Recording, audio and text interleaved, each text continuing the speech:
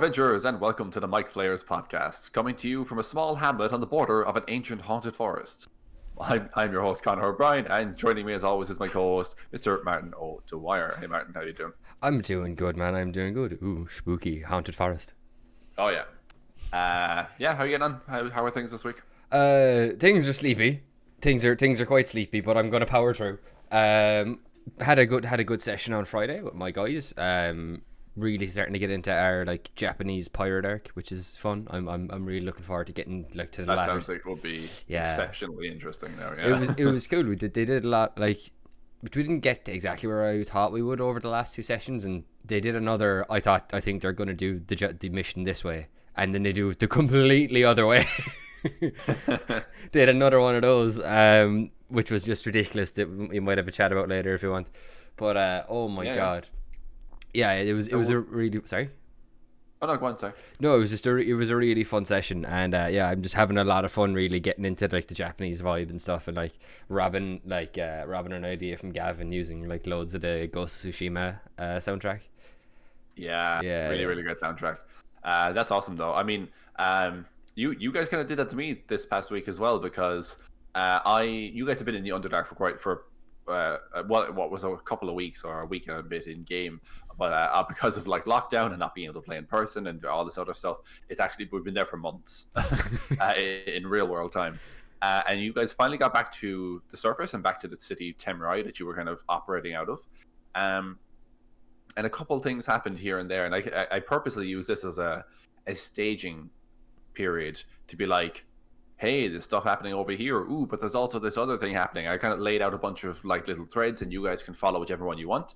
And you actually ended up taking probably the one I was least expecting, or one of the ones I was least expecting you to go after. Really? Which was the resistance, who are fighting back against the Empire, who are moving in on this territory. The resistance asked you to go to a place called Solaster, which is about a week's journey away, a little over a week's journey away. And recover a former military commander of this country before it was occupied, who's apparently really good at starting insurrections and just basically kind of, a rabble kicking things up. Yeah, a rabble rouser, exactly. Yeah. And get him and bring him back, and so that he can help them strategize and lay out some tactical plans.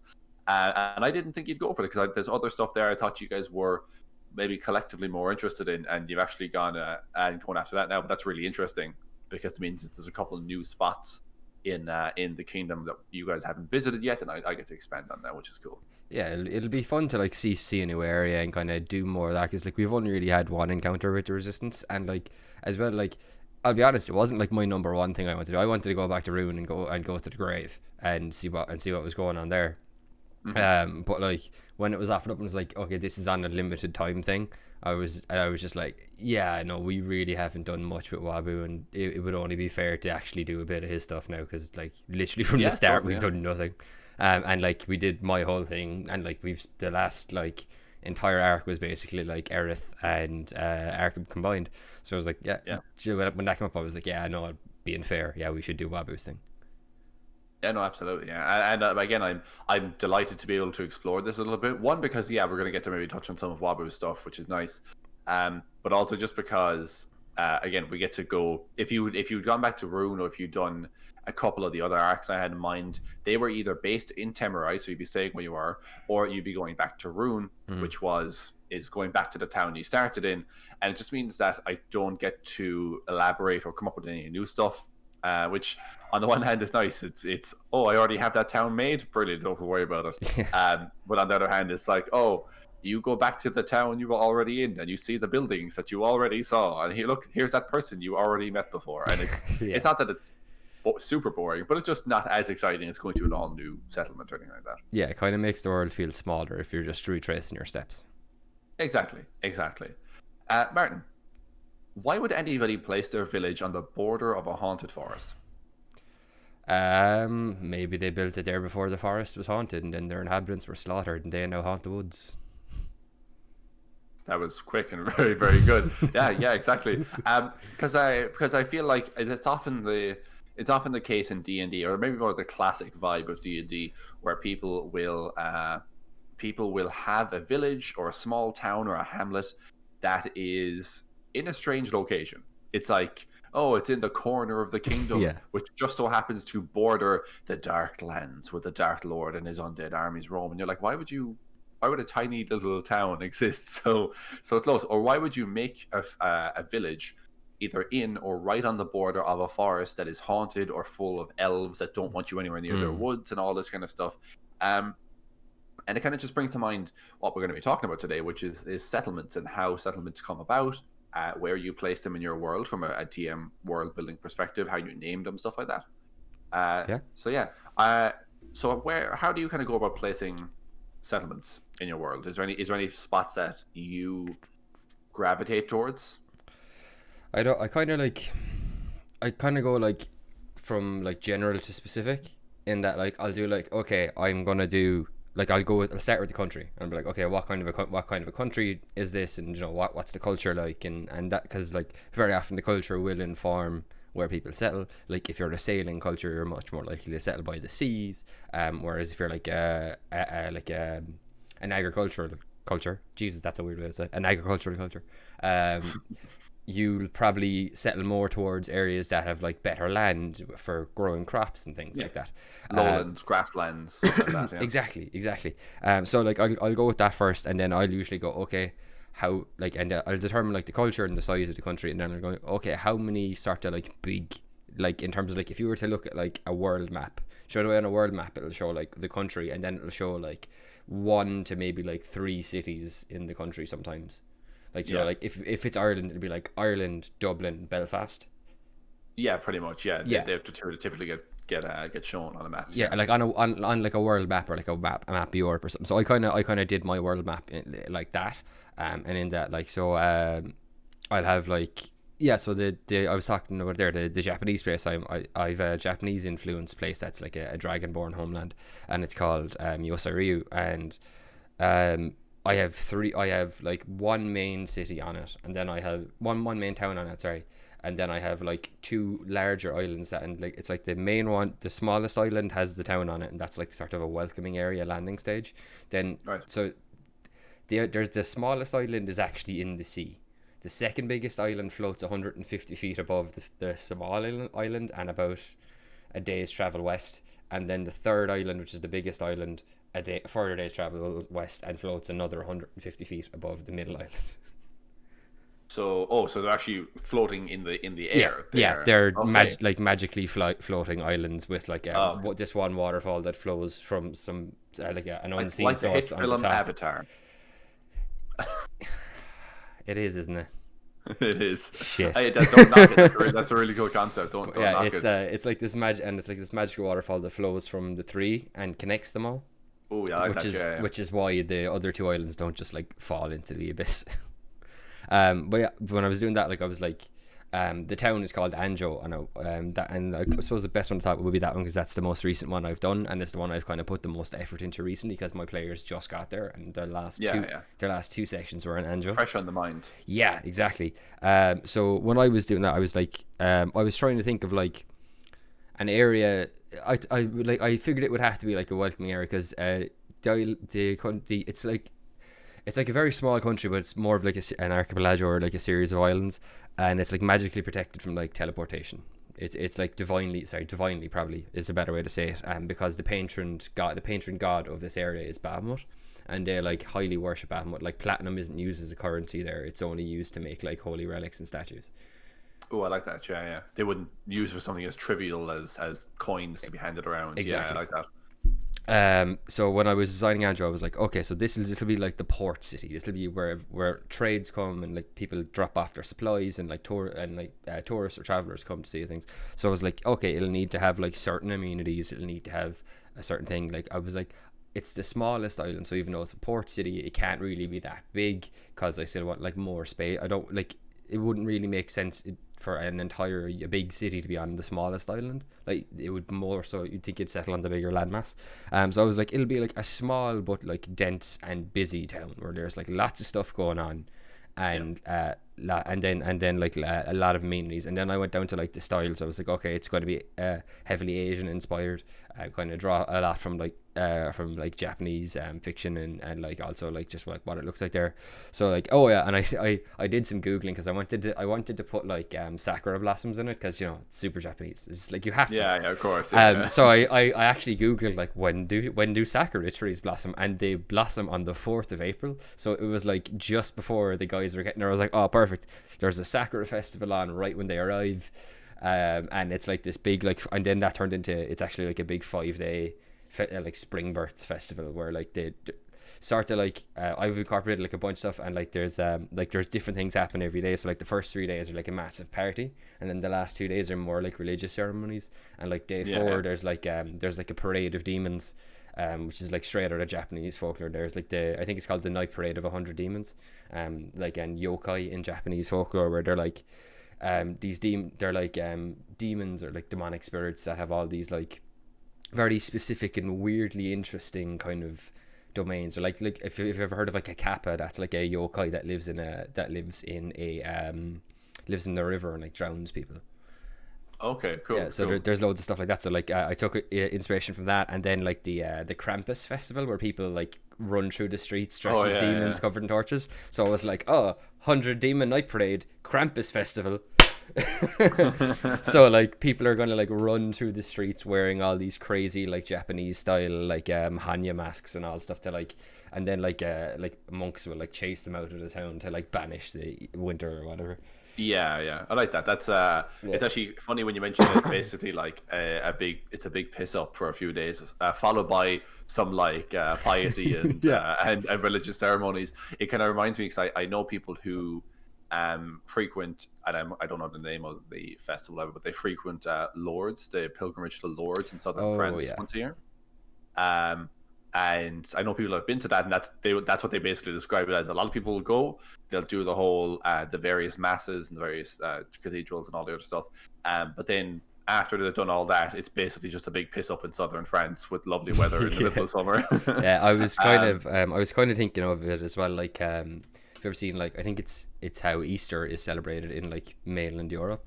There'll be like I think it's like, is it, yeah, Carnival. Yeah, like Carnival, where it'll be like it's an Easter it's an Easter celebration, but like it's a massive street party for a few days, and then there's like a religious element to it too. So I was like, 3 day, like it'll be a 5-day thing, 3-day festival. The 4th day will be like the beginning of the religious things, and the 5th day is when it ends with a big mad like public service. That'd be awful, because you'd be 3 or 4 days into a hangover, and then on the 5th day it's like, right, time to go to mass for a few hours, and you'd be like, oh god, that's no, I'll do anything, please. It's grand. The party were getting drunk with a monk, so they're all good. Yeah, it's very funny that you would, like I said, it compares to Lords, and actually reminds me of one I think I mentioned to you on the podcast before. I know I definitely mentioned it to you before, because you guys are currently heading there. As I mentioned, you're heading to a place called Solaster. Yeah. Solaster is based on Lords. Cool. Redalia is based on France. Yeah. So Solaster is based on Lords crossed with Bordeaux. So it has Lords has this kind of sacred water, what do you call it? Like a spring. It's a bath, isn't it? I don't know if there is a thing where certain people it's like an outdoor go to like wash and stuff. Yeah, but like, isn't it like an outdoor kind of, I've never been, and I stopped being religious years ago, so I'm not really sure. But like I think it's like an outdoor, like it's almost like a hot spring kind of thing, I think. But like, no, well, it's I like think baths, like, isn't it?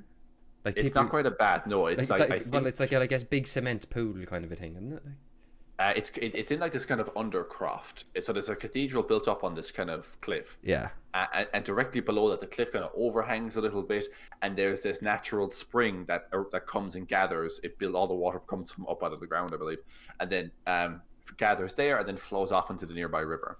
And that whole I forget what the specific religion, like the real world specific religiousness of Lords is, but I think the Virgin Mary is supposed to have appeared there.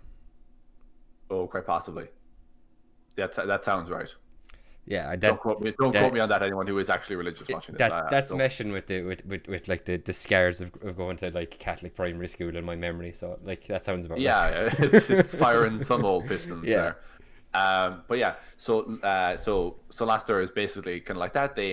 It's built on a lake, on a river slash lake at the mouth of the river, and they basically are up on a hilltop again, very similar to Lords. There's a monastery there of monks, but not. They're kind of a cross between European monks that wear the kind of the habits and stuff like that, and the and dress very plainly, and they're very devout and all that, but also then crossed with some semi kind of Shaolin stuff and all that.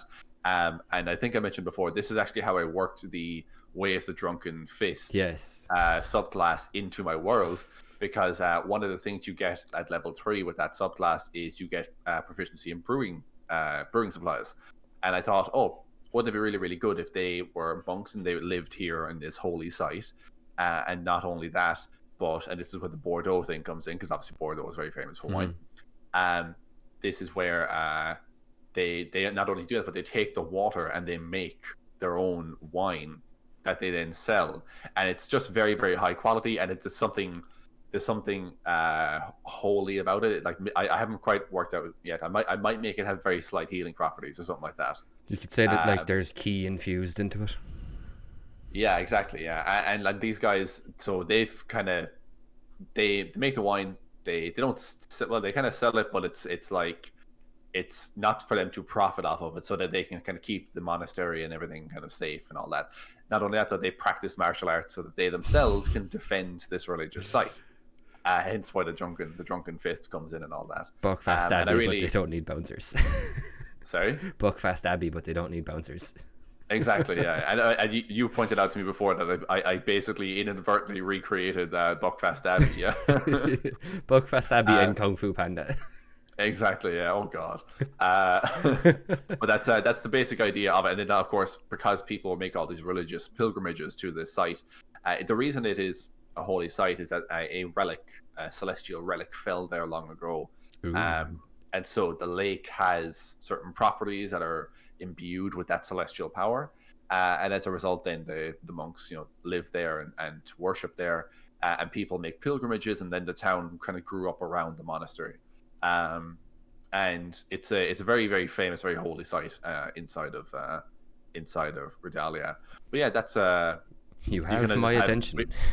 I think we were kind of on similar veins there when you kind of brought up the idea of them having a big piss up slash holy festival, and that just reminded me of Lords, which reminded me of that settlement, which is something I only implemented recently. I kind of did a revision of my map. I had X amount of settlements, and then I added in, I'd say, 4 or 5 more that were not there before, because I wanted to kind of expand the map and blow it up a bit and all that kind of stuff. Yeah, I've deliberately left a bunch of blank spaces on mine when I redid it, just so that like if they're heading here, I need to, or like they're heading away somewhere where I need to introduce a new settlement, I can just be like, oh yeah, here. And like the way I've kind of rationalized it is that like, so the places they have been have more towns on them than the places they haven't been. The places they haven't been are very much like that Atlas style map where it's the main population centers. Yeah, it's 2 or 3 biggest settlements will be noted. So I'll just be like, so my rationale for it is just as they go, I'll like explore new places, I'll add more in. And the real reason is that they started on one continent and went to a few, and then I added 6 more continents.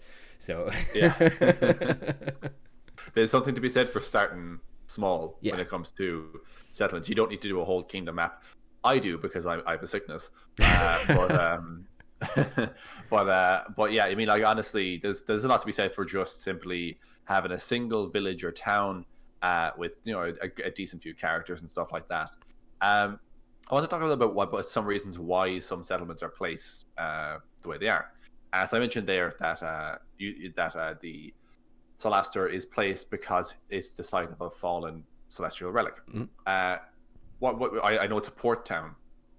I suppose from the perspective of the place that your port town, that is the kind of opening or introduction area to your Dragonborn setting. Is that kind of from the perspective of how do I put it? Well, I suppose it's the lowest rung on this ladder of Yeah, islands exactly. that kind of springs Like up in the air. it's physically So, really the only way you can get onto the island is to dock at Anjo and then go and you can go up the waterfalls because they're sacred. It's that's pretty cool. I can say this because can you sail up them? you're not sailing, but I can tell you the idea now because it'll be a surprise for my players because this will come out after the session. It will, yeah. So the way it works is that basically each island is linked by the waterfall, the bottom of the falls with the pools at the lowest island, and then you go up and up and up. And when you get to the base of a waterfall, there are these giant lotus leaves that float on the river, and you can walk on and stand on one, and then like the best way I can describe it is a swarm of like divine koi gather under the lotus leaf, and they push you up the waterfall. Because there is this really famous Japanese, it's like a folktale or a legend that because you know the way koi fish swim upstream to respawn. Yeah, there's a few different species of fish to do that, but yeah, koi is definitely one of them. There's this legend in Japanese folklore that if a koi fish ever makes it all the way up a river and up a waterfall to the top of the waterfall, when it gets to the top of the waterfall, it will become a dragon.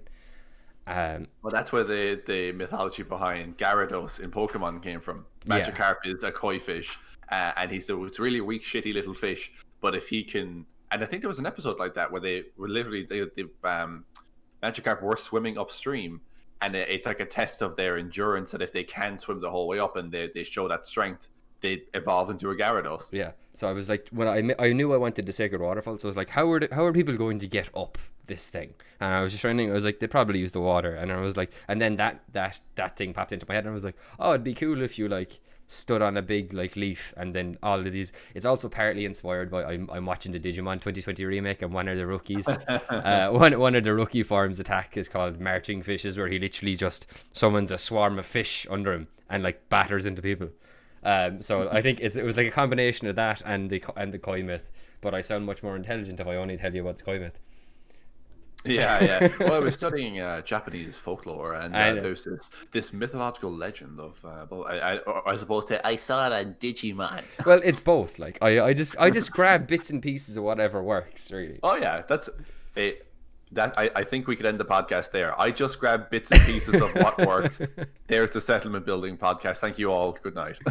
Yeah, if you were to sum it up in like just make it suit your purposes and then work that way. That's the way I always. It was like, what's the purpose? Like, how big does it need to be to fulfill this purpose? I.e., how many people live here? And then like, what features does this town need to fulfill that purpose? And then everything, and that's like the core of the town built already, basically. And then everything else you just add around. That's something that you mentioned there about the populations and stuff like that. That's something I kind of wasn't sure about, because it's hard to picture large groups of people. Yeah. Especially nowadays. Yeah. But I can't remember what 20 people looks like. But yeah, it's hard to picture large groups of people in terms of like, what does it look like? Or how many people live in an area with, like, if it's like 200,000 people, what the fuck does 200,000 people look like? You know, it's really hard to imagine. And I was kind of when I was trying to gauge for Redalia, for the kingdom, which is it's approximately the size of Ireland. It's a little bit longer and a little bit thinner, but landmass wise, it's approximately the size of Ireland. And I was trying to work out, okay, so how big should these cities be? You know, when I look at France from like the 1600s, which is kind of the era I'm aiming for with Redalia in terms of certain parts of their culture. Like, there was literally, I think Paris had millions of people living there, and I'm like, that's a lot for a D&D game. I don't know if I have that in me. So like literally millions and millions of people, not to mention the rest of France and stuff like that. Then, so I'm like, okay, that probably won't work. Then I was like, all right, maybe I can look at some of the D&D inspirations. So I pulled out the Tal'Dorei campaign guide. Great. Because I remember that in that book, Matt Mercer. The other one. The other Matt. Matt, not Matt. Friendly Matt, not slightly sadistic Matt. Matt, not Matt. Made note of what the population of each settlement, and also like the percentage breakdown of like X amount of X percent of humans, X percent of elves, so on and so forth. And I looked at all of them, and that was a fairly decent gauge. And then I looked at his newest one, which is the Wildmount, Explorer's Guide to Wildmount. And I went through the entire book just looking at the populations of each settlement, and I added up the entire population of the empire. Such a you thing to do, by the way. It is. No, I spent about 40 minutes of my life on this, and I'll never get that back. So I looked at all the settlements. I added up all the various settlements, but only, not the entire continent, only in the empire, which is still like it's the middle third of the entire continent, so it's still a huge space. And there is just about 500,000 people, which is not a lot. That's actually a very, very small amount of people. Yeah. Well, I suppose, like, if you're looking at it this way, right? Even if it's fantasy, if you're going on your, like, traditional high fantasy, that's basically magic, medieval Europe or wherever. Even, like, I'm doing a Japanese area. It's Edo period Japan. It's like feudal Japan. So if you look at population size around that in the real world, people had a lot more children, but not a significantly less amount of them made it to adulthood. Like, people died very easily, very quickly. There was mass sickness, lots of war, lots of death, and just like people just didn't live as long. So, and also like cities were still relatively a new thing. So like people were a lot more spread out. And it's just a combination of like literally like diet, medical knowledge, and like available food supply and resources, and all of that combines to mean like just generally a lower population size. And then, which is fair. It's just again, it's when you kind of look at the numbers and you kind of go, oh, it's when you say the empire, I think they're probably hundreds of thousands strong. Like, it's 500. That's all. And I'm like, oh, okay. It's just obviously that doesn't account for people that live outside of the main cities and settlements and stuff like that. But even then, like, I also, Game of Thrones is a relatively interesting one to gauge off of as well. For example, King's Landing, which is the largest settlement in Westeros, has approximately a population of 500,000 people, which is fairly big for a medieval South culture, like you said. But as we know, anyone who watches Game of Thrones or reads Game of Thrones, King's Landing is kind of disgusting because they don't slums, have a lot of slums. They don't have sewers. Like, it's so densely populated and densely packed that if someone gets sick, fucking everybody gets sick.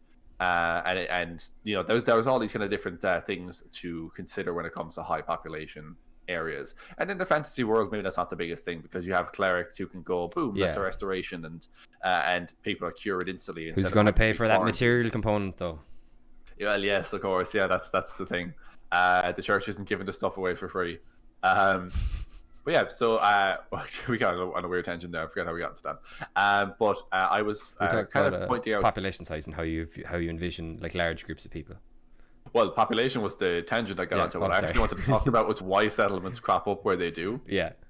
So like I said, you had one that yours is obviously the most accessible point, which that can come in a lot of different ways. Maybe it's the main road into a country or something like that. So if a town starts on that or is based on that main road, it's going to be a big town. It's going to have a lot of people because a lot of people travel through. It's going to have good trade, stuff like that. Yeah. Trade roads, bridging points. I told you just a little while ago before we started recording about a small settlement I put in, which is called Pontier. And it's I again, I'm gonna get on to toponymy in a little bit about how you name things, but I basically looked up the French word for bridge because the purpose of the town is just that it's a bridge over this one river, and the French for border is frontier, and then because this was the border river, and this was the bridge over the border river, and when I combined those two into Pontier, turns out that actually means bridge operator. So the town is just the French word for a bridge operator. But it works because that's the purpose of the town. It does have trade and stuff like that, but really the only purpose of the town is a fortified crossing point on the river, kind of like the phrase in Game of Thrones. Yes, a bit less shit. The twins. Yes, the twins. Sorry, the twins is the name of the because it's Jewel keeps on either side of the river. That's right. Yeah. The Freys run the twins over, and the Freys run it. Yes, and they control the river, so that's why they're wealthy. Mm-hmm. There's also some natural resources and everything as well. You have mining towns, logging towns. Yeah. They'll often, not always, but they'll often kind of gather around primary industries. You have your primary, secondary, and tertiary industries. For those who don't know, if you did not do, I believe, Leaving Cert Geography, I think it was. That was junior cert because I remember that. Oh, was it? Okay, so it's junior cert Geography, and basically your primary industries are things like logging, mining, Farming. fishing, farming, anything that you kind of use the land and harvest raw resources from. Secondary industries then are things like production. You take all those raw things and you manufacture them or develop them into a new product that you can then sell. Then you have tertiary industries, which are typically service industries. Someone giving you a haircut is technically a tertiary industry, stuff like that. These are all other ones. And when I first started doing out my map, I did actually write down the various primary, secondary, and tertiary industries of the various settlements. And again, this does not help you with D&D. This in no way makes your D&D game any better. I'm just a crazy person. I need to know why this settlement exists here and why it is a mining town. But is it better than this other mining town?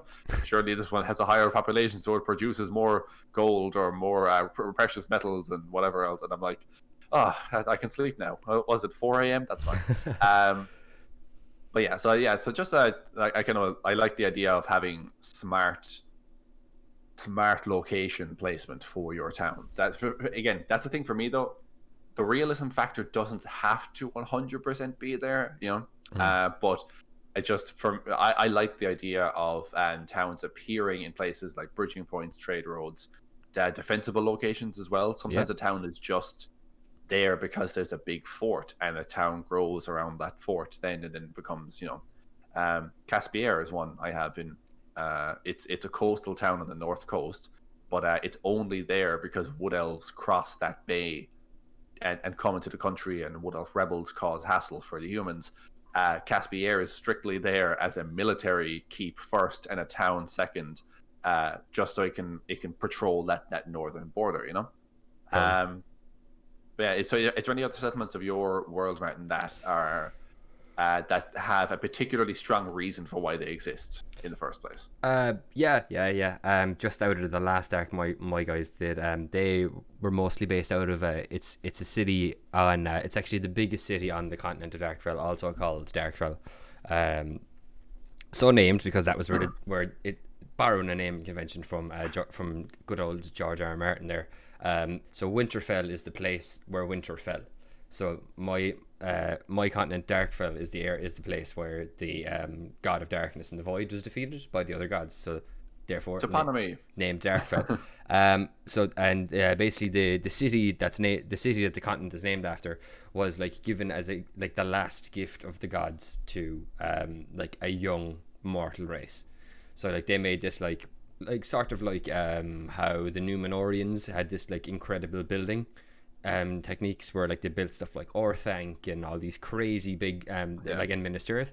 The gods kind of did a similar thing for this city. It's all most of the oldest buildings and all the outer walls are all molded out of this almost they're rather molded rather than built this. It's all smooth stone, no seams, heavily reinforced, built on an elevated position. The earth was pulled up into a spiral for the town to be formed around and all this kind of stuff. A lot of casting not mold earth, but shape stone for that one. Well, when you're the god of earth, you can kind of just go. Oh yeah, your stat block says innate spell casting, cast at will, shape stone. No, it's called mold earth, but it's mold earth brackets the planet. Yeah, that planet, Earth. yeah, that one. But yeah, that's probably the one that's the strongest reason for being there is literally, it was the gods were leaving the earth to seal divine threats away from the mortal plane, and as they did, they were we leave you this one gift, and it also has the biggest library in the world there as well, because it's the oldest. Is it the oldest city in your world? Yes, it is. Yeah, that's pretty cool. It's kind of almost the seat of civilization, so very much the feeling I was going for. Yeah, that's cool. That's very cool. I also like the idea that they have the oldest archive or library there. So if you want to find first editions or information that maybe hasn't been recorded anywhere else, it'll likely be recorded here. That's very cool. It's a slight side hustle of my goddess of light is she's the goddess of light, but she's also the god. She is also involved in the god in knowledge and enlightenment.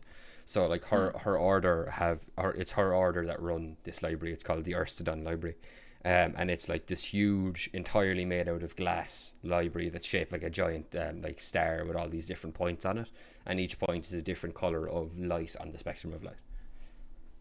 Oh, I think we visited that on a one shot you ran for us once. You did indeed, yeah. Yeah, that was very cool. Yeah. Two of my players have woken up after a night of drinking naked on its roof. Oh, really? Yeah. Were they what you call the carousing tables? Yeah. Every time the same joke is made. Look at the goddess's floor, her lovely floor. Look at her floor. Oh, from the Simpsons. Yeah. That's all. Thank God for the floor which she has bestowed upon us. Man. Oh, like old school Simpsons. Such great writing. I forgot about that episode. I've not seen a lot of those older classic episodes in a long time. I don't even think that's a classic. I think that might be even like a latter season one. That might be like 9 or 10, because it's the one where Marge and Homer like are sneaking around to like have sex in public places because they're they're trying to like up their sex life by having sex in weird places so they can get a bit of a and they go into the hot air balloon and accidentally like untether the hot air balloon. And they throw Gil's all like, oh, I was living in there. Well, just until the payment's cleared up, and then they throw his phone or his answering machine out, and it smashes in the car park. And he's like, oh, I only have like 3 payments left. Oh man, oh god. Gil, what a classic character. You can't take the wall. Oh, yeah. What was the one where the Canyon Arrow episode where Homer wanted to buy the Canyon Arrow, and Gil was like, "Yeah, sure, I'll get you all signed up." And the hotshot guy comes in and goes, "I'll take it from here, Gil." It's like, "Gary, you gotta give me this one. My wife is threatening to leave me." He's like, "I got this, don't worry." And then he takes it, and immediately Gil calls his wife, and he goes, "Honey, you should have seen me." "What? No, I didn't make a payment, but almost." Oh man, I forget how good that show is, really. Yeah. Okay. So towns. Springfield. Yes, it's a hell of a town. Springfield. Actually, do you know what? We can work on this. Springfield. The schoolyard's up and the shopping mall's down. No, I wasn't going to go there. Springfield is named as such because it was founded by a man named Jebediah Springfield. And that kind of plays into what is known as toponymy, which is why places are named the way they are. I'm sorry, I'm just running Simpsons quotes in my head now. when you said Jebediah Springfield, I was like, 1, where's the 5? 2, give me the 5. That's actually a great episode as well. Sorry, we should really stay on topic. Please tune in next week for our Simpsons podcast. But he hides the silver tongue in the little diorama thing, and he's like, "I didn't think anybody would ever find it." It's just in the middle. It's there with a little holster and a hat on it. So, it's so great. What was his actual name? Jebediah Springfield he was a pirate named something else. Oh, jeez, I know. And we should probably talk about towns anyway. Fine, Martin. I'll talk about the topic that we said we'd talk about in the title of this podcast. He was called he didn't have a tongue for some reason. I can't remember. I want to say he ate it. Swallowed his own tongue. Did someone not like bite it off? I have that in my head for some reason. Did someone bit it off? I'm going to Google Jebediah Springfield. All right, we're going to take a brief sojourn into fact finding about The Simpsons. This is important, people. All right. Yeah, I can promise it's coming into, what was it, Connor? Toponymy? I assume that's sort of like the name. Yes, name toponymy. Oh my god, I forgot. His full name that he went by was Jebediah Obadiah Zachariah Jedediah Springfield. Was a purported historical founder of the town of Springfield and a murderous pirate. One second now. I think it's the episode "The Controversial Truth." His name was Hans Sprungfeld. Oh man, oh god. I can't. He tried to kill George Washington, didn't he? And then he stepped on the portrait of George Washington on the way out, and it stuck to his boot, and that's why he had the piece of paper that he wrote. Oh. What's that? Yeah, that's all I got right now. 1795 hid his identity. He wrote his confession on a scrap of paper that was formed the missing piece of the famously incomplete portrait of George Washington. Are you on the Simpsons wiki? I have, yeah. Okay, but you were saying it's named after him because he founded it. Yeah, sorry, I'm just still laughing at the Jebediah, Obadiah, Zachariah, Jedediah Springfield. Yes, toponymy. So toponymy is basically the name. It's why things are named. It's why places are named the way they are. So basically, there are sometimes it's very very obvious why things are named. Like for example, Springfield. It's the surname of the man who did it. That goes the same actually for we just mentioned him, George Washington. Washington D.C. is named after George Washington. So there's plenty of examples of things that where towns are named after the famous people who founded them or took part, in their history. They can be kind of. Sorry, go on. I was just saying, nearly every train station in Ireland is named after one of the members of the 1916 Rising. That is true. We have what's one in town for us? Colbert Station. Connolly. Sorry. Colbert is in town for us. Then there's Connolly in Dublin, and also. What's the other one? Excuse me. I can't remember. It's not important. Plunkett, Pierce. No, it's O'Connell. I can't remember. It doesn't matter. Kent. If any Dubliners are watching this, please comment below and tell us the name of your train station, one or both of your train stations. But yeah, absolutely. So like names can be names of people. They can be named after maybe if you're doing your fantasy world, maybe the capital city is named after the royal family of the king or queen that runs your kingdom. They can also be like inspired by the land as well. You can have places that are named based on the fact that they are, like I said, Pontier is a crossing point. It's a river crossing point. It is the border bridge, and that's exactly where the name comes from. What do you use those kind of naming conventions when you obviously Darkfell really falls into that category? It's where the dark god fell. It makes perfect sense. Is there any other ones in your setting that kind of jump out as being named in that kind of sense where they describe the landscape in which they are based, or they describe something key about the settlement? Yeah. So like my initial world map, I didn't think about that too much. I had initial concepts where I actually kind of steered away from it a lot more, but initially my world was very very heavily based on the Nordic cosmology and the Nine Realms. So my first few one were Alf, Svart, Musfell, Alf, Svart, Musfell, and Nifl, and I think that's it. I think those were all the ones that I had. And Darkfell, yeah, there we go. Yeah, that's the one I was missing. And for those are literally just like I literally cut like it's Alfheim, Svartalfheim, Niflheim, Muspelheim. Yeah. So I just cut the Heim off all of them, which was just because I didn't think about it as deeply when I was first starting out. But now when I added all the new land masses, all of them are intentionally named, and like they're usually I would pull the name based on the culture. So like the current place we're in is Yosai Ryu.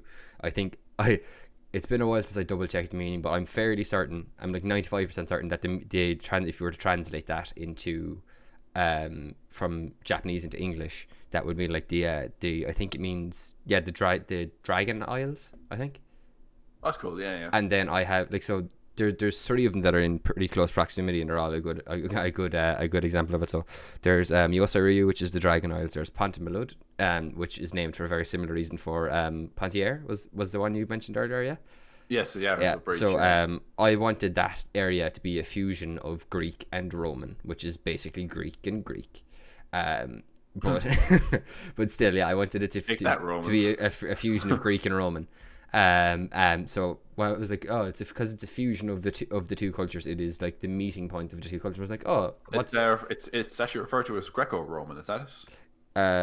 Is that Greco-Roman? Yeah. Description. Yeah. So I was like, it's the meeting point of the two. So like, it's the bridging point. It's the point where they meet. So like, Pontamalud literally means the bridging point. And then I have my Chinese influenced area called Hujiaodao, and that means the Tiger Isles. Because that's cool. That's the that is where I have a lot of my I actually put a bunch of like Leonin in there because I thought they'd be cool. Because China is traditionally more like there's a lot of Buddhist belief in China, and that's like I think that kind of like squared kind of better a lot with how do you know if you read the Leonin and Theros, it's not that they don't believe in the gods, they just don't believe that they're necessarily worthy of worship by mortals. So I kind of like took a spin on that, in that like China, like with Buddhism, Buddhists are just kind of chill with everybody and they just kind of like, yeah, whatever, it's grand, and then they kind of just seek enlightenment on their own path, to be like the Buddha obviously, but like kind of less so in like there is Mary and Joseph and Jesus that like Christianity would have.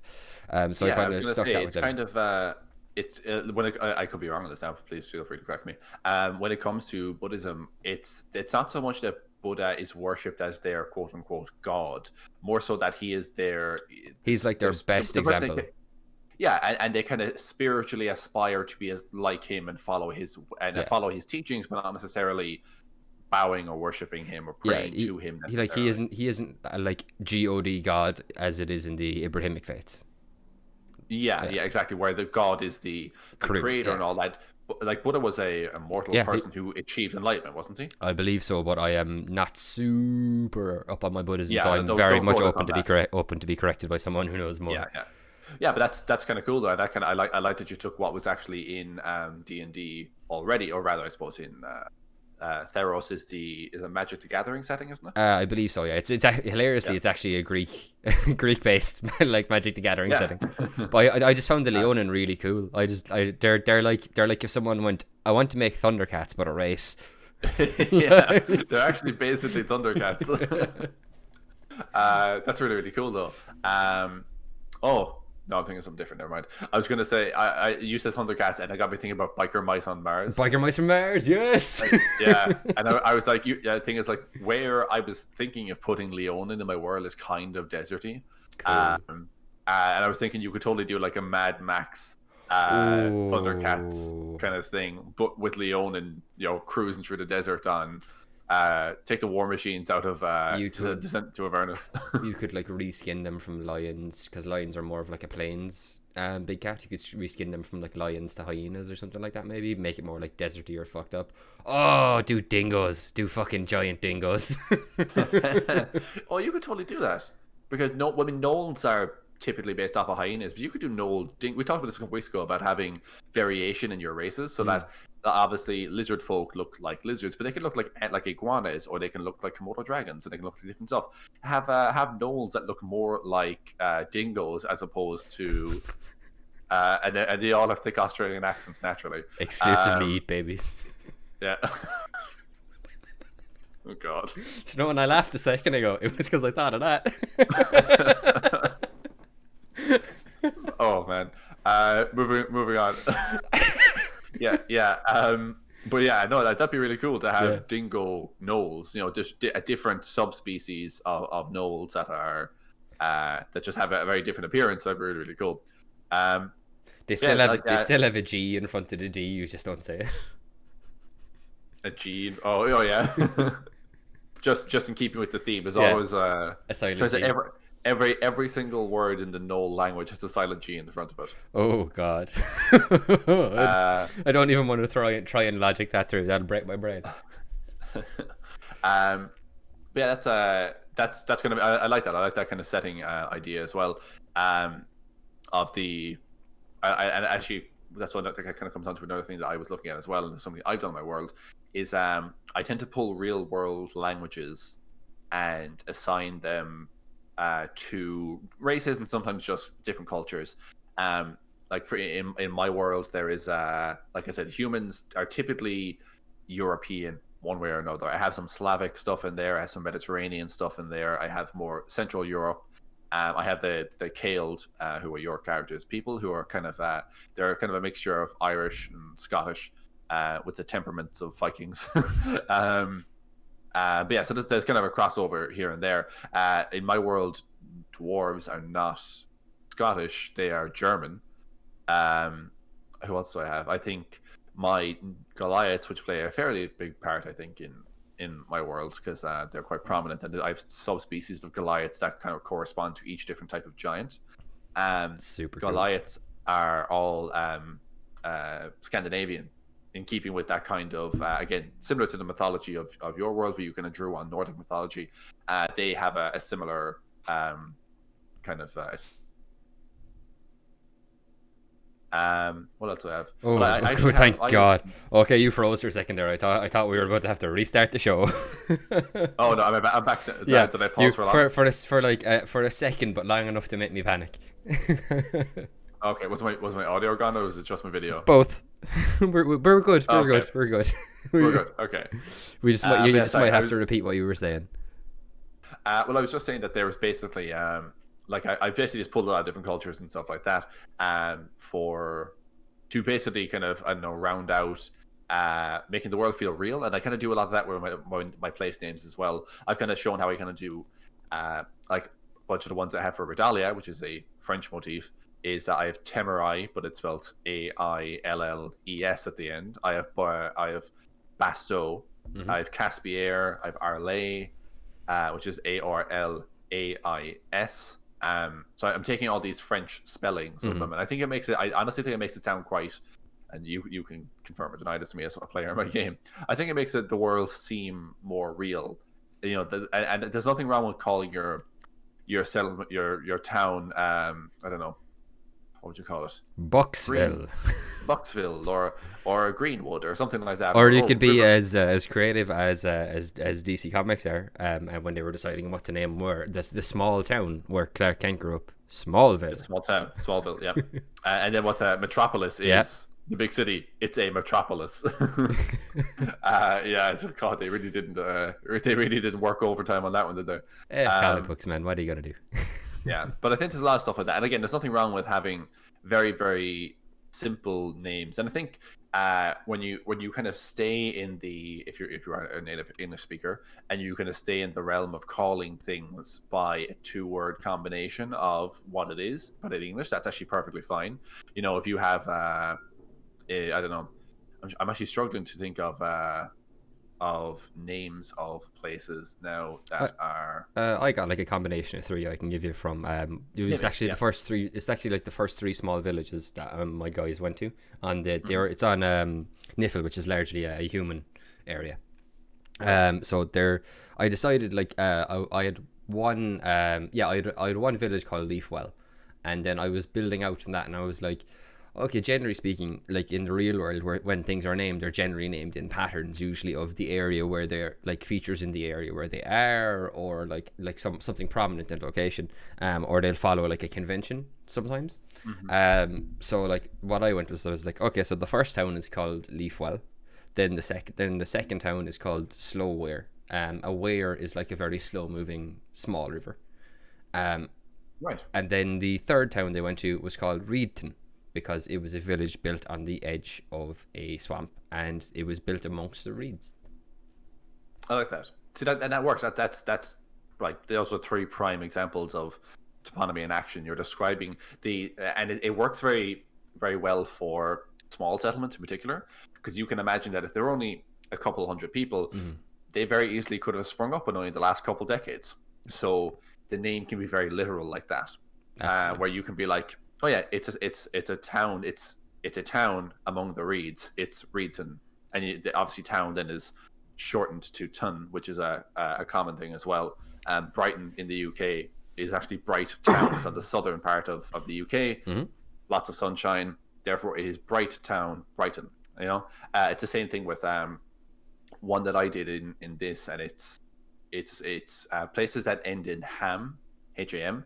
In typically in Britain and stuff like that, they were farms. They were, what was it? Said lots of pigs. Lots of pigs. They're just yeah. No, but places that are named ham in Britain or ended with ham, like Buckingham, Birmingham, Birmingham, West Ham, stuff like that. These are all named as such because they come from the French word champ, and champ was a farm. So these would have been farming settlements, you know, and stuff like that's really, really like interesting to work in, especially calling something ton or ville or something like that. These all come from you take an aspect of the environment and you add ton. It's the town that is in that environment, you know. Yeah. It's really, really. Oh, sorry. Go on. Oh no, I was gonna say it's really, really good to do, and I think we see a lot of it in pretty much even like look at fucking. Game of Thrones. Oh, blank there for a second. Even look at Game of Thrones. the primary capital city is called King's Landing. It's where Aegon the Conqueror first landed when he came to Westeros after fleeing Essos and the Doom of Valyria. So it's where the king landed. Lannisport is the main port town of the Lannisters. It's a Lannisport. Like you said a while ago, Winterfell. It's the primary city that Winter first hits because Winter works its way southward. I think it was because it's like Winterfell is where they stopped where Brandon the Builder stopped the. It defeated the Night King and the Long Night kind of. The Long Night. I think the Long Night ended at Winterfell, so it is quite literally the place where Winter, i.e., the White Walkers, fell. Oh, sorry. I thought you were saying that it's the first place that winter falls because the snow works its way southward, kind of. No, I think that is correct, but it also could be something I read on the Song of Ice and Fire Reddit a while ago. Okay. But yeah, it makes sense to me. Fell generally generally refers to fell or fen generally I think refers to a mountainous area, but in our world anyway. But as far as I'm aware, in Song of Ice and Fire, I think it is Winterfell is literally the place where the Night King fell. Yeah. Actually, another one as well. Is it? Helm's Deep. What's the Baratheon place? Storm's Landing. No, Storm's End. Storm's End, yeah, because it is on the end of a cliff, and the area is known for storms. Hence, it's Storm's End. It's also legendarily supposed to be an attack by storm giants. Is that one of them as well? Yeah, that's it. Was it not that one of the Baratheons killed the storm basically? Giants? No, I think he a storm came and was ravaging the place for weeks, and he basically kind of called out the storm and kind of dared it to do its worst, and you can never topple my castle or something like that. And then I think the castles withstood it. The castle survived, and he kind of that's why they're kind of they consider themselves to be more furious or more ferocious than a storm. I'd have to double check. It's been a while since I read the book, the encyclopedic book. And that thing is literally only a line mentioned in the book anyway.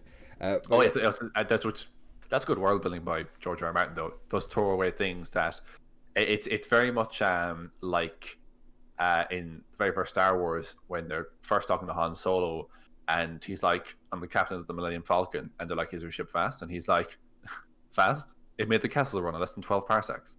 And then you don't know what that means, but it sounds fast. Yeah.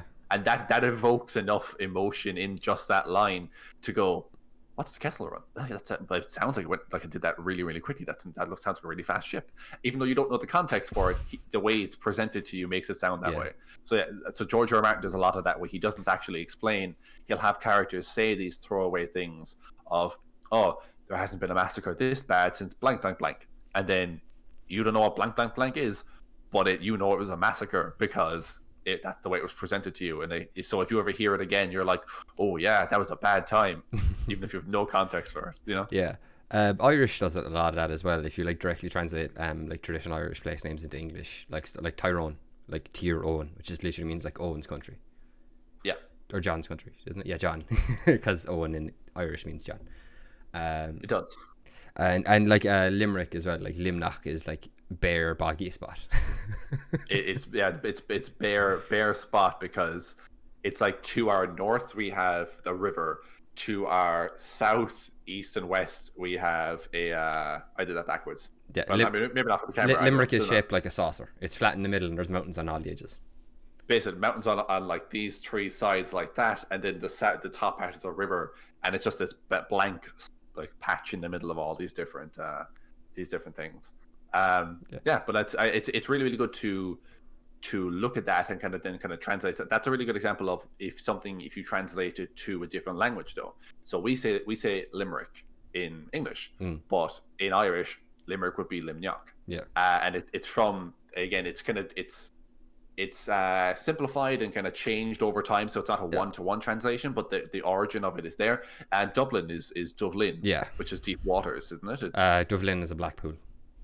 It's a black pool. Yeah, we're talking about Dublin Bay and stuff, though, and the black water, and ships could dock there easily. So that's why Dublin is the name. It's called Dublin. Yeah, but that's actually it's an anglicization it's anglicized and also shortened and kind of colloquialized into Dublin. You get the same in just language in general. The English word ogre comes from the German word Ungerheuer, and if you say Ungerheuer quickly enough, you can kind of misspeak it into ogre, and that's basically how it all happened. Perfect example, there's a place There's a place near enough Limerick called Inch, but in Irish it's Inish. Yeah. So if you said that fast enough to an English speaker, they would think you said inch. Exactly. Yeah. That's and like I think that can be. Personally, that's why something I tried to do a lot this campaign. In my previous campaign, I named a lot of my cities and all this sort of stuff based on birds, again, wasn't it?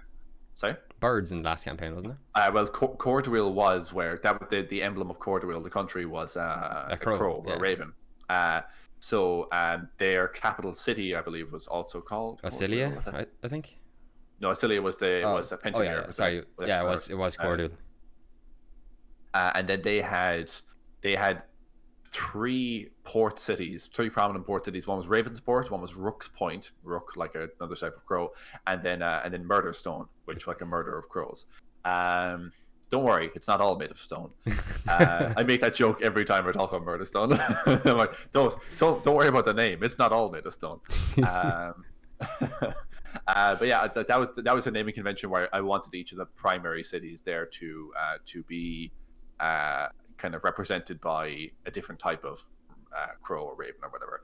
But I mean, a lot of other places I named were kind of named as such because they were very direct one-to-one translations. You know, I think I had I want to say that I had a very you never went there, but I had it on the map, and it was a very far western place. That was, I think it was called it might have been called Goldport or something like that. And it was literally just a super, super busy trade port. But it, you know, gold flows in this port. It's Goldport, you know. And that's something I haven't done as much this campaign because I'm purposely trying to make. I think the languages make it sound different enough to us. So what I'll do is I'll take a word in a language, and then I will find out maybe two words. So if I want to call how to do it. It's really hard. Like I have Vercham was the first town you guys started off in. In French, Ver is green, and Champ, like I mentioned a while ago, can be like a farm or something like that. Field, isn't it? Because Champs-Élysées is the Elysian fields. I'm gonna take your word that I did German in school. I didn't do French, but I just obsessed. You did with Italian, didn't you? I did do Italian, yeah. So it's similar enough, but like it's I only know it means that because in say like the Romans, if you died and went to like their version of heaven is Elysium. Yes. And it was like endless bountiful fields. So like the Champs-Élysées is the Elysian fields. Oh yes, okay, that's really cool. But that was like my idea for it, where I'd still take, you know, the toponymy, the description of the area and what the place is. It's a farm. It's a green farm. But then I change it into a different language because I speak, well, we all are primarily English speakers. It is I feel like that makes it a little bit more interesting for us. I don't know. It's like the less like words it sounds, the more like a place name it sounds. Does that make sense? Yeah, I totally get you. Yeah, absolutely. Yeah. So that's kind of what I try to do. That's why I translate them into different languages, and I never do proper translations either. No, it's like Pig Latin equivalent, like. Yeah, 110%. I mean, like I will translate them, and then I'll kind of break the word down a little bit. Like one place I have, what was it? Oh, damn it! There's a place called Credoc in Céalda, which is the kind of Irish country that I have in my world. And Credoc, Cree means heart, and Chock is a house. But I kind of break down the Chock part into just an ACH, like an ACH part, and then it becomes Credoc. And then, so it's like your heart home, or the home is what a heart is, kind of thing, is what I was going for. Yeah. Or like we've where my character's from, because he's from the Hound Clan. The main city in the Hound Clan territory is called Chalaku, which is the Hound Hearth. Exactly. Yeah. Exactly that. The hounds like where. Yeah. Exactly. So it's I think I purposely do it because one, I never do direct translations. I'll get the sound kind of right, but I'll never do a direct one-to-one. I'll purposely misspell it or change it to a more simplified spelling so that you guys as players can read it more easily. but I'll do that because I don't want to assume that I'm doing anywhere near proper translations for a bunch of languages I do not speak. Absolutely, So I'll purposely go, oh, the name was inspired by this, but do not take that as at face value, because if you actually try to translate this, I'm sure it means nothing like what I want it to mean. Oh, yeah. But like that's it's really more so to kind of point me in the right direction, and that's a part of toponymy as well, because names, people would have called things by their very literal names at one point. The town, like the town on the river, it's River Town, the town on the river, but that would eventually become Riverton when you start saying it very fast. It's like you don't even have to like make it up. Like the place where Shakespeare was born is called Stratford upon Avon.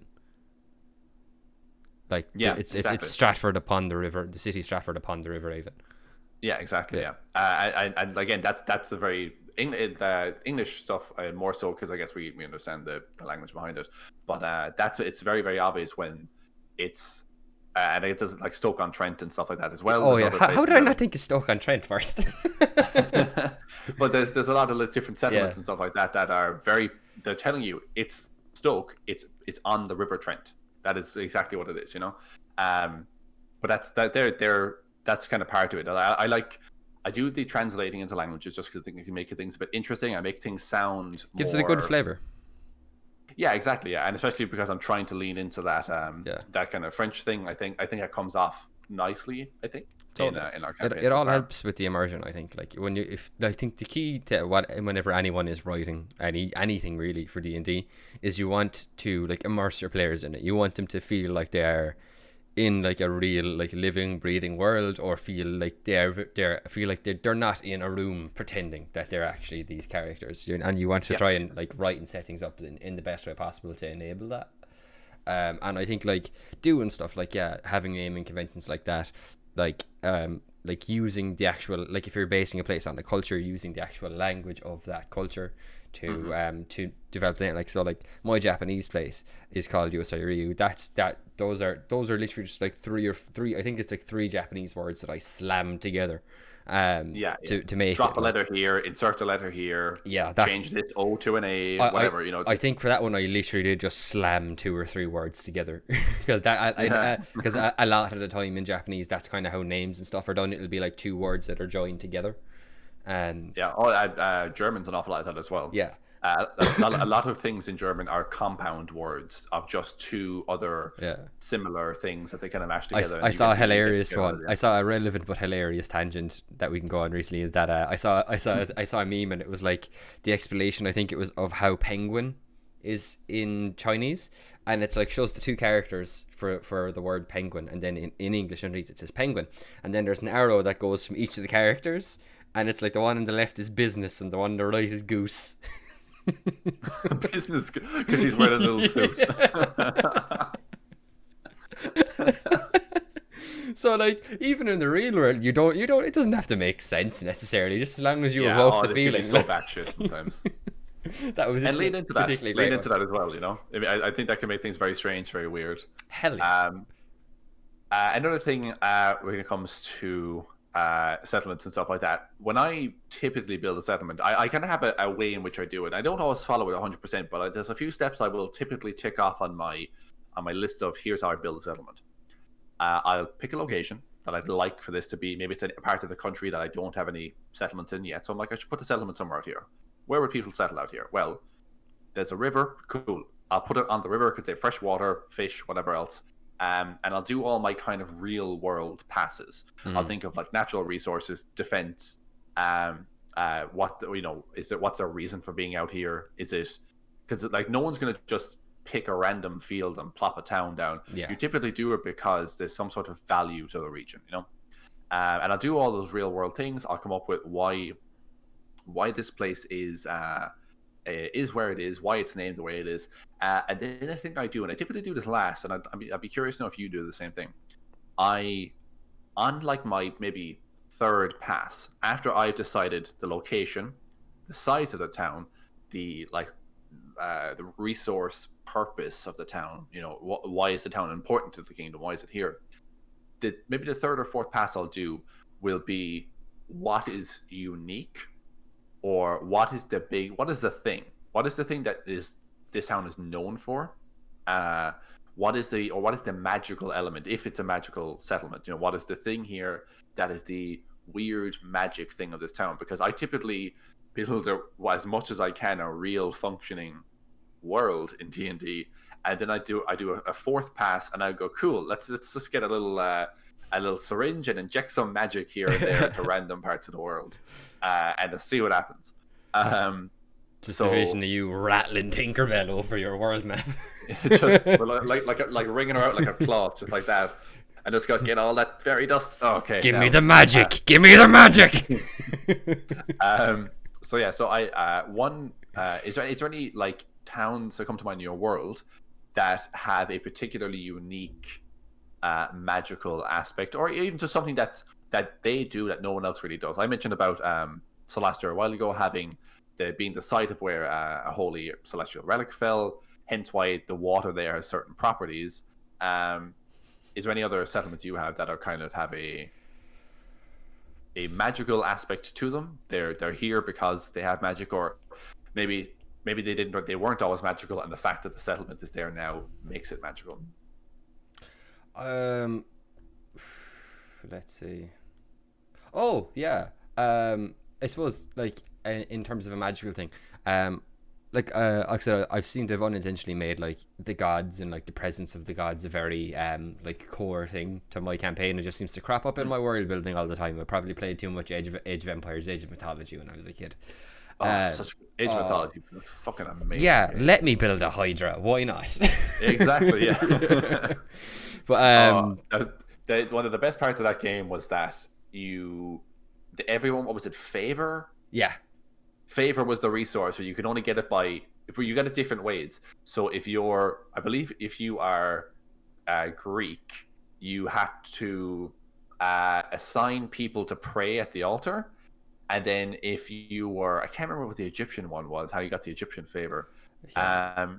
But then the one for Vikings was you generate favor while your units are in combat, which I thought was just absolutely. It made playing them kind of tricky, but oh man, sending a bunch of little like axe wielder guys into a fight and just watching that little ticker go up, oh, so brilliant, so brilliant. Yeah.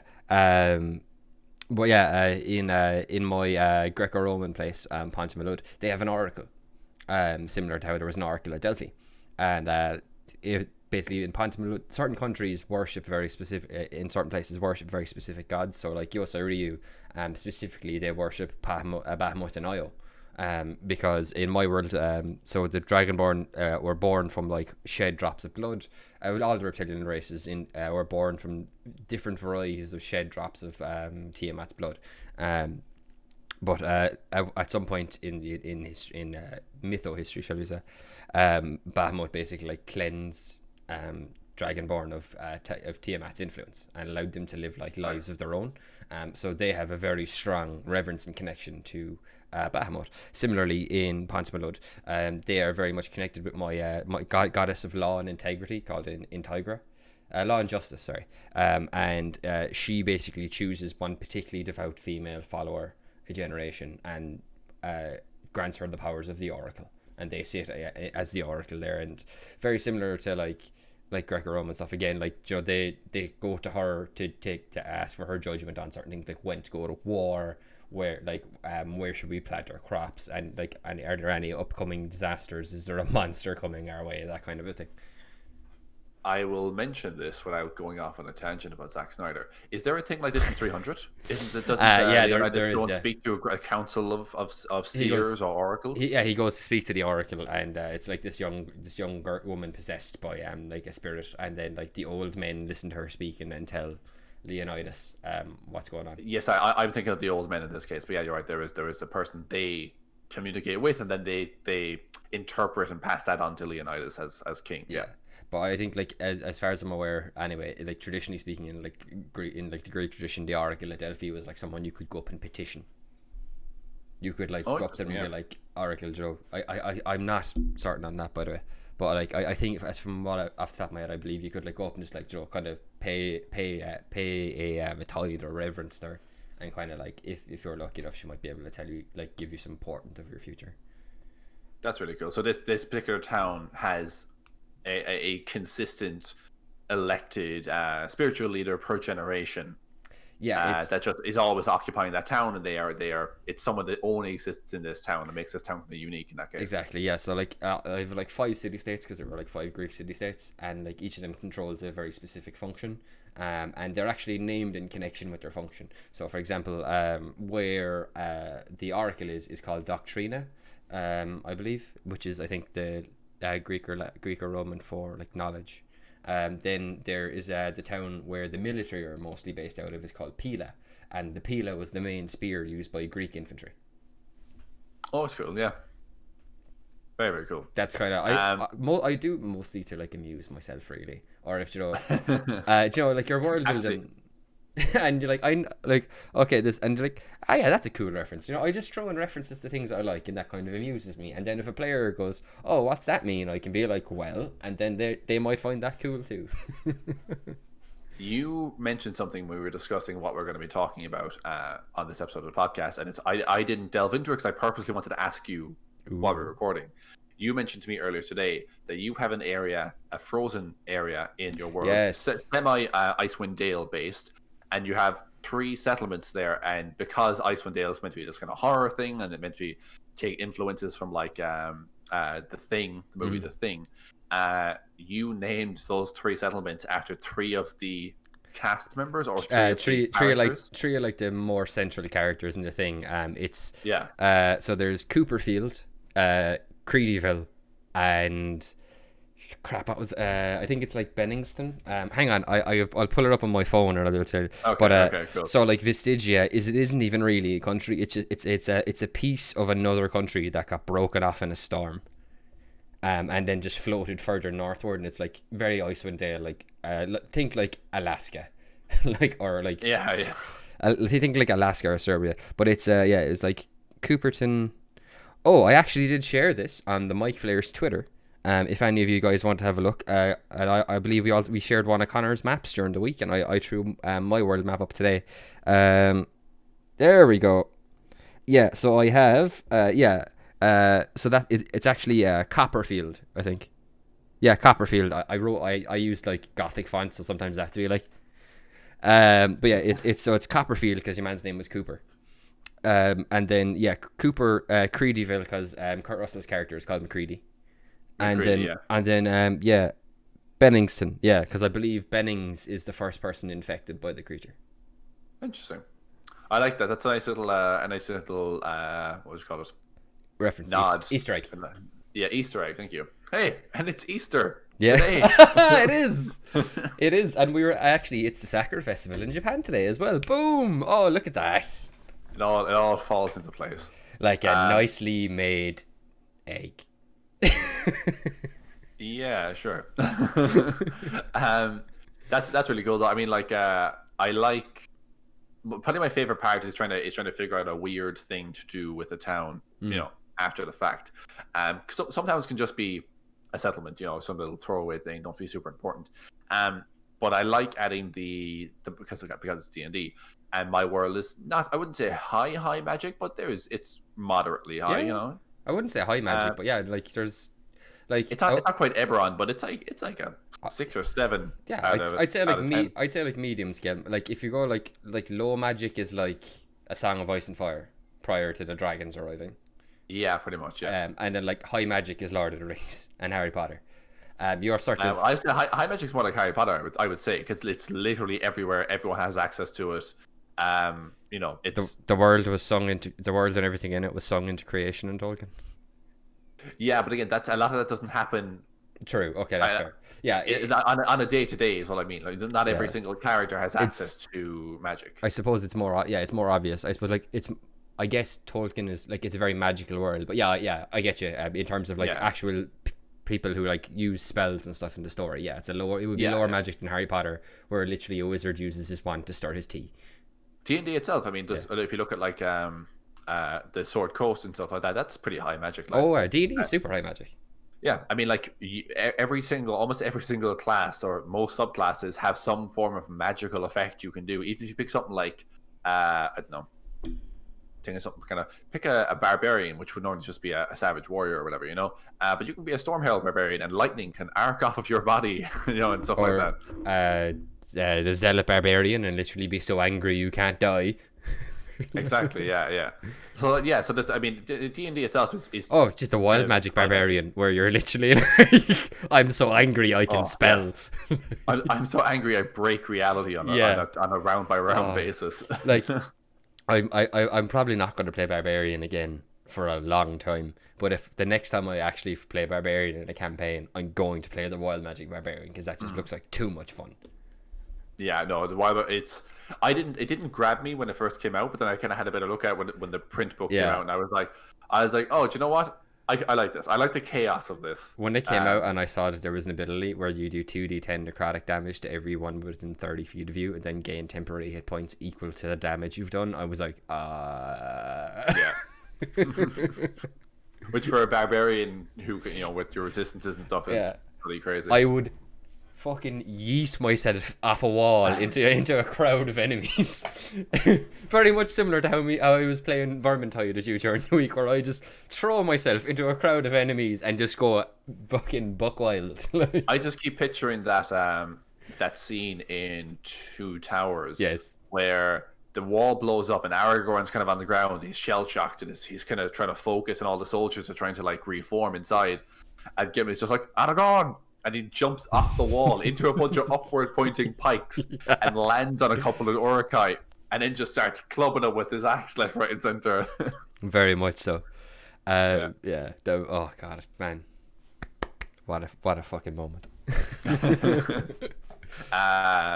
Well, that moment I love, but the moment that immediately follows it, where Aragorn rallies the elves and gives the command of everyone fire, and you watch all the Uruk-hai come in, and they're just peppered with arrows. And then as soon as they're all down, he's like, swords, and everyone draws simultaneously, and then they charge the enemy line coming through the wall. That was the coolest Aragorn figure you could get for the Lord of the Rings tabletop game. Was the figure of Aragorn at Helm's Deep. Like, I had the King Aragorn, he was pretty cool, but like he's just like it's him like standing like that, like running into battle. It was so badass. Oh man. I do a watch of those movies about once a year, and I think I'm probably due a watch of those movies. But yeah, so that's like doing that kind of magical pass on a town is something that I think is what makes it D&D, because I think that's important, because I think there should be something, and you should always have some sort of magical element, even if it shouldn't be necessarily, you know, wildly no wild magic, pun intended. It shouldn't be wildly magical necessarily. It doesn't have to be that half the city floats, or like this entire, I don't know, section or quarter of the town that is walled in is full of undead or something. It doesn't have to be something major like that. Watch Matt Colville's world building for Capital, and he has parts of his entire city are just occupied by undead, like bank tellers and Death Knight tax collectors. It's batshit, but it's awesome. That's why I said he's like sadistic, Matt. He's not sadistic. I think he's able to switch off that little voice that doesn't want as a DM where you don't want to kill your players. And I don't think he does it that he wants to do it, but he's able to go, I'm not killing anybody. The Death Knight here, the Death Knight wants you dead. I'm just playing the Death Knight as they would, you know, behave, which is a voice that I find hard to turn off sometimes. And I do my best, but like, you know, it's hard to. You do instinctually feel bad when someone's getting hammered. Yeah, exactly. Yeah, and like, you know, there's times when you gotta play monsters a certain way. Like a griffin, if you attack a griffin enough, they're gonna try and fly away because they're probably looking to eat you. But if you're putting up enough of a fight, they're like, nah, fuck that. I'll go find a deer somewhere. And that'll be enough. So like, there's times when you need to behave the way the animal would. Not all an animal won't always try to fight to the death simply for food. You know, if you're in a fight with I don't know, a Death Knight, but the Death Knight has a particular gripe with a member of your party, then you know, it's probably going to be the job of the other 3 or 4 members of the party to keep that person safe, and you got to be the buffer, because if he gets to them, it's going to be 3 attacks every single turn just on that person, because he wants that person dead, you know. And And that's where I think, being smart about as players can help to counteract something the DM should be doing in order to play the game right. That's a bit of a tangent. That's a whole other episode in terms of player DM mentalities and all that. Sorry, there's something that popped into my head there that I think was a very good example of sort of what you were saying, where there should always be something. There should always be like a feature or a point of interest or whatever. You see it in open world games all the time. Like Skyrim, you could wander around and collect all those. Those like where the nodes of power. Oh, the standing stone things. Yeah. There's a thing, Matt Mercer, to mention friendly Matt. But not Matt. Yeah, to put in when the guys were doing their underwater arc. I can't remember exactly the name of the place they were when they were underwater. In this thing. Campaign 1? Campaign 2. Campaign 2, Dark Toe?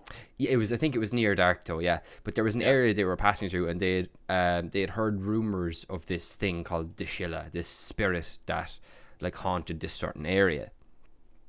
And at one point, it was just like a rumor they heard, and at one point they're doing a mission and they're doing like a quest in a nearby area, and they just happened to come across Dishilla's altar, and like Travis and Liam start like messing with it, trying to see if it'll work. They're like cutting their hands and bleeding on it to see if it'll work. Some sort of blood ritual table. Yeah, and they can't get it work. They just forget about it or whatever. They leave it go, and then later on, Dishilla comes back. Yeah. But like, but doesn't she complete it? Because they give some blood, and it's like, oh yeah, I think Matt gave them the impression that like, I mean, it seems to be working. Needs more it seems blood. Like it wants more. Yeah. And then they left, and like, we're fucking with this too much. Let's just leave it alone. And then they left, and then as soon as they left, she came back and she completed whatever ritual was there. And wasn't there some sort of big like whirlpool or a storm appeared in the sky because she summoned the blood storm or something like that? It was crazy. Yeah, it was like an arcane storm. But like something like that is like, that's a super great thing to put in there. Or just putting like interesting stuff, because like if you're doing like an old world, like your world's been around for like millennia, lots of just random magical shit will have happened in random places all over the fucking world, just because history happens. Like, yeah, you could have ruins beneath the town of an old civilization that you didn't even know was there, but like the foundations of one of the buildings there is the top level of a 3-story building that's actually right below the town. Yeah. One that I did for the starting town, I suppose the primary starting town you guys were in, we called Rune. Rune is named because there is a standing stone in the center of it. It's a rune stone, and it's carved by giants, and those runes basically ward away evil creatures. And that's why the town is where it is, and it's safe there because it's built in close proximity to this stone. Another thing I had, and it's kind of two in one almost. Rune is actually unknown to both the giants that made the stone and to the people that settled here. Is also based right on top of a rift to the Shadowfell. There was a naturally occurring rift to the Shadowfell, and when the stone is active, it suppresses the negative energy of the rift, so it doesn't actually affect the town. The rift is essentially it's not closed, but it's closed over. It can't be accessed. Yeah, it's concealed by the stone, and the stone kind of makes it so weak that it won't affect the town. Your guys, the first arc you guys did was that you were in the town. There had been a lunar eclipse, and the stone recharges by the cycle of the moon. Because there had been a lunar eclipse, the stone was no longer working. And then all of a sudden, all these Shadowfell rifts could open in the town, and creatures started coming through. And you guys basically were hired on for the full month. And they're like, look, next month there'll be another full moon. The stone will hopefully recharge then, and we can be safe. But until that time, we need people to help protect the town. And that was kind of a 2-in-1 where I had this cool magic stone that protects the town. It stopped working, and now because it stopped working, all this other magical stuff, that this anomaly that would normally occur there is also gone, or is now free to kind of harass the town. Another one I did was there is a place. Well, this one kind of came about after the fact, and almost specifically because you guys did something specific. Ooh. So I've that coastal town I mentioned called Caspier. In Caspier, it's a fairly run-down town. It's kind of built on the end of a mangrove, on the coast of a mangrove swamp. And because of this, then there is a lot of the buildings have begun sinking into the soft ground, and the foundations aren't solid. Some of them have just tipped over and collapsed, and some of the walls of the town have even sunken. So there's entire blocks that are just half underwater and stuff like that. In one of these little dead end roads that slumps off downhill into a pool, a huge pond of brackish water, there was a tiefling druid named Faith. Oh yes. And you guys made friends with her, and she was like all into like, she was basically a mushroom. I forget what it's called, a spore. Circle of spores. Yeah. Yeah.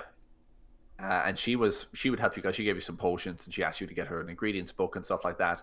And you found this staff. It was like a walking stick, but it had like mushrooms growing on the side of it, and it was a magic item that could do poison damage and stuff. And I gave that to you with the full intent that the warlock in our party would use it. It's it's a magic item for a caster and stuff like that. But at the time, because of an entirely different thing that happened, he was cursed by an evil sickle, and he was possessive of it, and he wouldn't let anyone else hold it, and he only ever wanted to use that weapon when it came to a fight.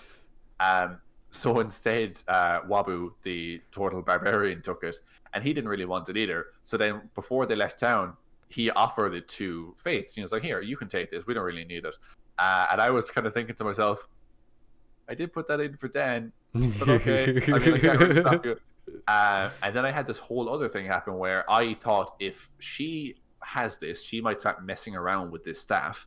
And basically what she did was she planted it at one point, and then it grew into a mushroom tower, essentially.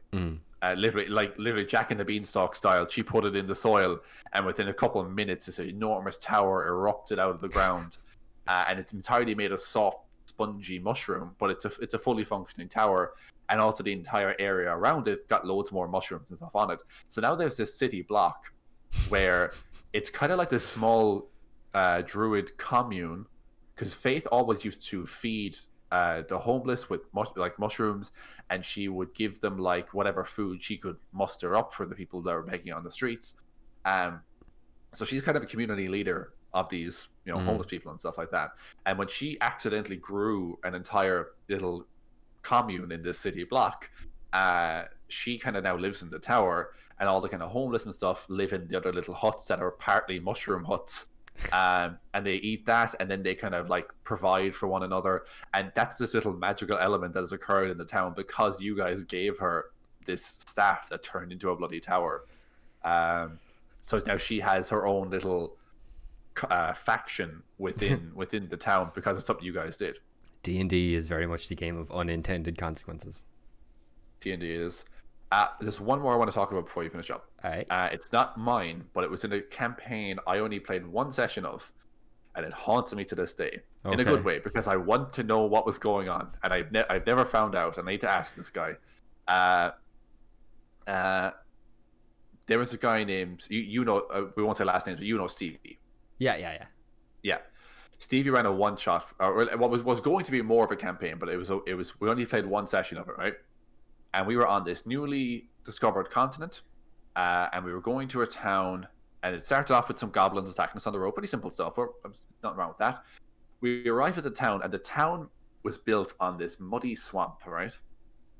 And in the swamp, there was a mayor, and he was kind of hiring us. He's like, "Hey, I have some jobs you guys can do if you're up for it." We're like, "Yeah, definitely, we'll be up for that." And we explored the town a little bit, and all these little huts were either on stilts over these pools of mud, or around the pools of mud and stuff like that. But the mud pools were kept intact, and there was a few buildings that had pipes coming off them, and they were pumping the mud up and into the buildings because the mud had some sort of magical property. To this day, I don't know what that magical property is. This is like 6 years ago nearly now as well, isn't it? This is probably more. This might maybe 7 or 8 years ago. This is a long, long time ago. But I'm still to this day dying to know what the hell was happening with that magic mud. Imagine it was just like a booming skincare business in that town. Hey, it might be. That, and you know what? If Stevie turned around to me and said that, I'd be like, "That's awesome. I'm all for it." It's a youthful rejuvenation mud. I'm like, yes, I love it. But I need to know. I need to know what that mud is all about. It'd be cool if it was like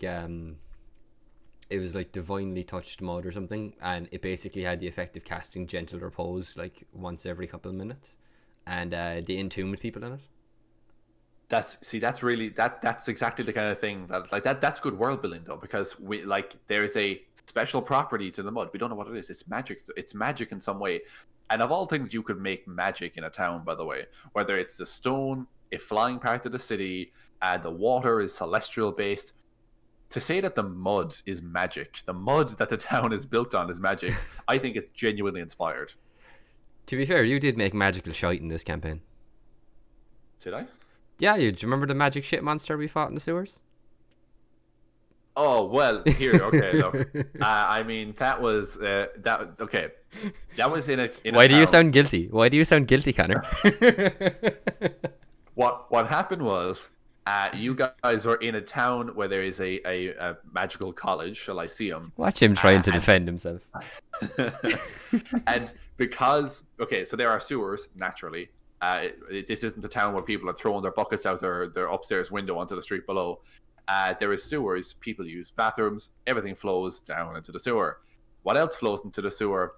The alchemical runoff from the college above, which sometimes has unforeseen magical effects when it mixes with pretty much anything that's in the sewer. So yes, you guys fought what I called an arcanus, I think I called it. Arcanus, an arcana ooze. It was an arcanus, and it was a glowing. Now you can do this normally if it's just made up of arcane runoff and stuff. This was also kind of mixed with shit, just based on where it was. So this magic shit monster was a magic shit and alchemical ingredient ooze that I think I put into a session a good while back. But yeah, that was a fun one. I thought. All I could think of the entire time for that was there's a film called Dogma by Kevin Smith, and it's like an end of the world apocalypse kind of like very Catholic movie. And at one point, the bad guys summon a shit demon to try and kill Jay and Silent Bob and a few of the other main cast, and they're in like a bishop's office, and he has golf clubs. So Silent Bob runs over and gets a golf club and just batters this shit demon with the golf club, and the shit demon dies when it gets hit with the golf club because, of course, the bishop blesses his golf clubs. And on that note, Martin, that's all the time we have for today. Is it really? Wow, sorry, I got so caught up in talking about shit demons. God.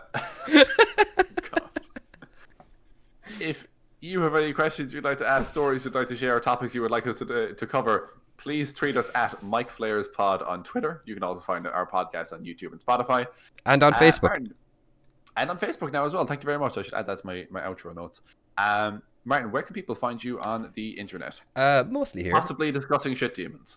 Mostly here on the Micflayers podcast, where we discuss things like shit demons and churches fighting over who actually had the foreskin of Jesus Christ.